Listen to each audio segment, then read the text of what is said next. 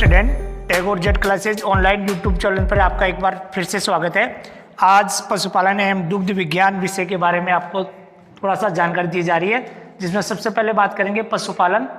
और पशुपालन एवं दुग्ध विज्ञान में जैसे सबसे पहले महत्वपूर्ण होता है एनिमल हस्बेंड्री, जिसकी कई बार परिभाषा के रूप में पूछ लिया जाता है कि एनिमल हस्बेंड्री या वह शाखा या कृषि की वह शाखा जिसमें पशुओं के आहार, स्वास्थ्य, रख रखाव एवं प्रजनन संबंधी क्रियाओं का प्रबंध करना एनिमल हस्बेंड्री या कह सकते हैं पशुपालन विज्ञान के अंतर्गत आता है। तो ये परिभाषा कंप्लीट है। इसमें पशुओं में जैसे आपने दिखाया गया कि पशुओं के आहार प्रबंध, स्वास्थ्य का प्रबंधन, रख रखाव एवं प्रजनन संबंधी जो क्रियाओं का प्रबंधन करते हैं वो कहलाती है पशुपालन या एनिमल हस्बेंड्री। तो सबसे पहले बात करते हैं पशुओं की व्याधियाँ। पशु व्याधियों को पशु बीमारियां या रोग एनिमल डिजीज के नाम से जाना जाता है। तो पशुओं में सामान्यतः कौन कौन सी बीमारियां फैलती है और किस किस के माध्यम से फैलती है, जैसे कई बार उनका वर्गीकरण भी पूछ लिया जाता है। निम्न से जीवाणु जनित बीमारी कौन सी है या निम्न से कौन सी बीमारी इसके द्वारा फैलती है, जैसे आपका वर्गीकरण। तो यहाँ पशु बीमारियां फैलाव के आधार पर वर्गीकरण है।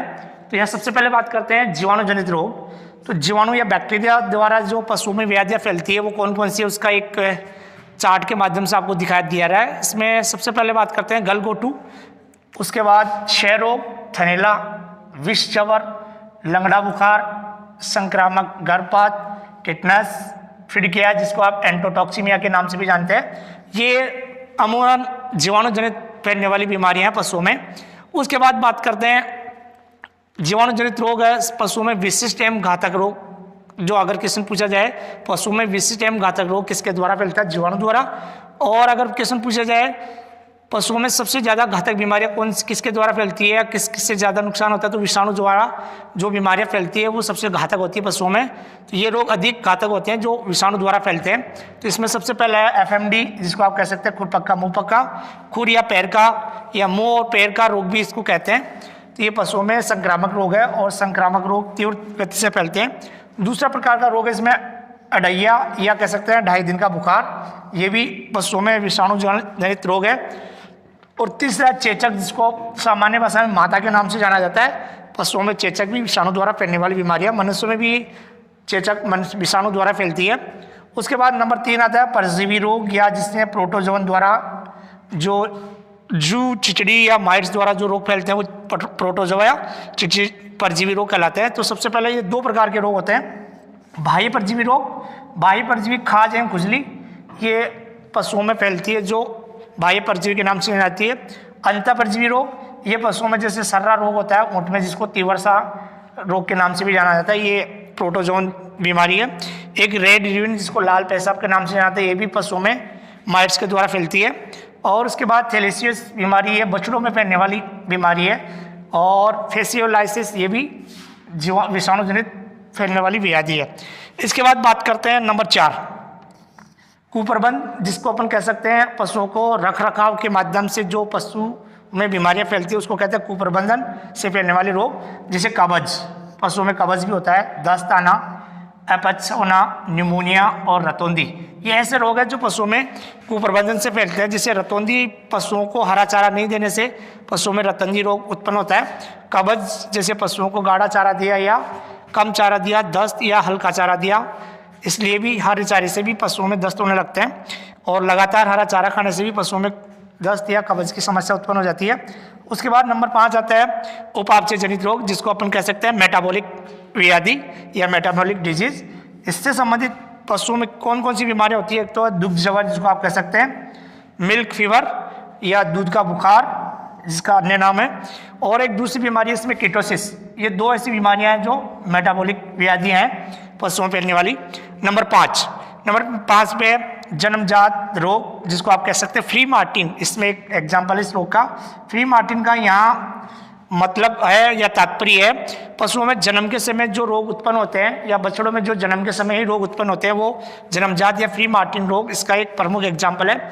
इसके बाद बात करते हैं इनकी डिटेल में। हर पशुओं में ये जो बीमारियां फैलती है जीवाणु जनित, तो सबसे पहले बात करते हैं जीवाणु द्वारा फैलने वाली व्याधियां, और उसमें भी सबसे पहले है गलघोटू।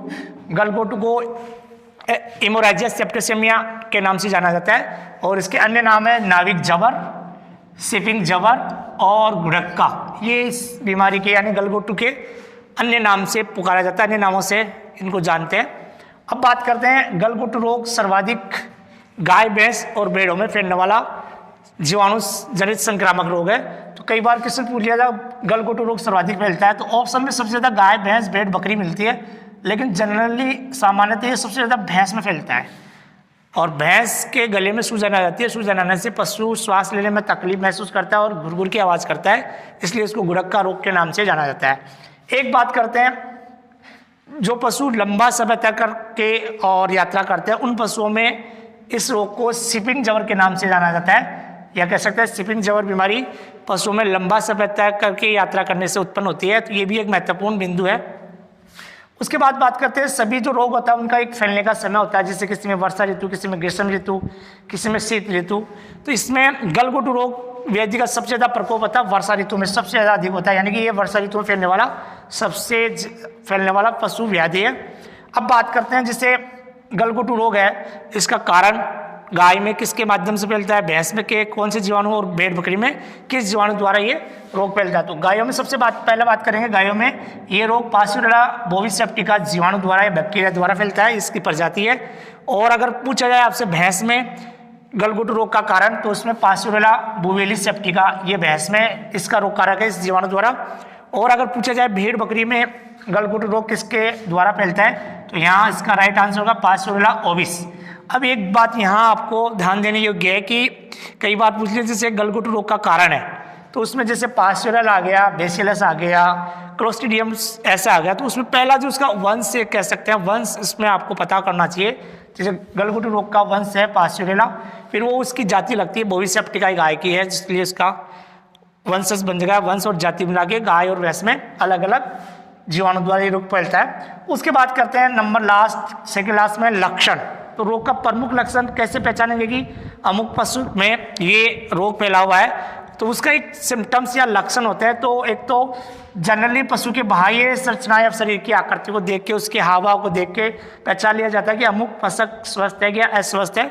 तो इसमें पशु के गले में सूजन आना तथा श्वास लेने में तकलीफ होना, ये इस गलघोटू रोग का एक प्रधान लक्षण है। ये भी कई बार पूछ लिया जाता है, जैसे आपको लक्षण दे दिया जाएगा निम्न में से किस पशु किस रोग से ग्रसित है, जिसे आप पूछिए आप पशु के गले में सूजन आना तथा श्वास लेने में तकलीफ होना, रोग पशु में कौन सा रोग फैला हुआ है। तो इस तरह आपको ऑप्शन में देख के लक्षण को देखना है। उसके बाद अंत में आता है बचाव का उपाय। तो बचाव का उपाय एक ही है कि सभी टीकों में पशुओं में अपन टीके लगवाते हैं, टीके लगाने का समय सभी को पता होना चाहिए। तो सभी स्वस्थ पशुओं को वर्षा ऋतु से पूर्व HS यानी कि हम हेमोरेजिया सेप्टिसिमिया स्पोर वैक्सीन का टीका लगाना चाहिए, जिससे पशुओं में इस रोग का फैलाव कम हो या फैलाव होने से बचे और पशु का बचाव हो। तो यहाँ एक आपको पता होना चाहिए, जैसे कई बार पूछ लिया जाता है कि बीमारी क्या है, रोग क्या है। जनरल क्वेश्चन होता है, रोग का मतलब है शरीर का अस्वस्थ होना, वो रोग व्याधि या बीमारी कहलाती है। तो abnormal condition of animal body is known as disease. तो कई बार पूछ लिया जाता है, मुंह में सामान्य भाषा में पूछते रोग किसे कहते हैं, तो रोग का वैसे जनरली परिभाषित नहीं आता, लेकिन रोग का पता होना चाहिए कि रोग होता क्या है। शरीर का अस्वस्थ होना ही बीमारी या रोग कहलाता। तो यहाँ आपको ये क्वेश्चन महत्वपूर्ण जानकारी दी गई है इसके माध्यम से। तो गाय में किसके द्वारा फैलता है, भैंस में किसके द्वारा फैलता है और भेड़ बकरी में ये रोग कौन से जीवाणु द्वारा फैलता है। एक जैसे पूछ लिया जाता है, जैसे मैंने अभी इंट्रोडक्शन में आपको बताया, जीवाणु जैसे गलघोटू रोग फैलता है बैक्टीरिया द्वारा, वायरस द्वारा, प्रोटोजो द्वारा, इस तरह से ऑप्शन में भी एक क्वेश्चन पूछा जाता है। तो जनरल क्वेश्चन में भी आपको ध्यान रखना है, कारण न पूछ के उसका बेसिक चीज पूछ लिया जाता है।